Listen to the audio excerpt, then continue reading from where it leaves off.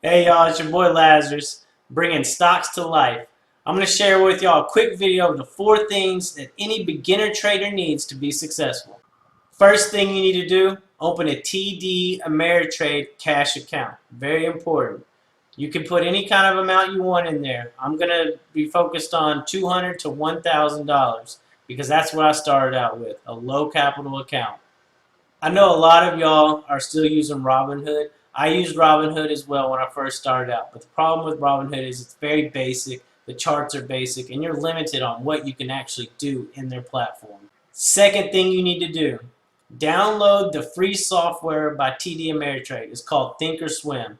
Once you have that software up and running, you can use that to scroll through your stocks that you're interested in and check their charts, and then you can add moving averages and any kind of indicator that you think is important on that chart.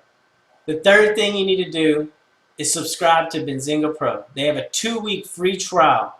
That means if you don't like it after 2 weeks, you can get rid of it, but I guarantee you're going to want to keep it. Benzinga has the ability to allow you to customize workspaces. You have a news feed that will give you any news or press release about the stocks that you're interested in. There's a workspace for the gainers of the day. There's a workspace for signals. Anytime a stock that you're interested in has a new high, it'll give you a signal and it'll notify you that that stock is going up.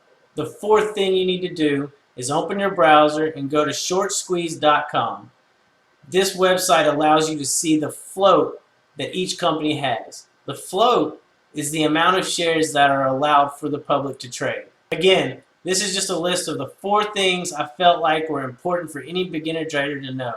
If these helped you out, hit the like button, subscribe to my channel. I have more videos coming out in the near future. Thanks.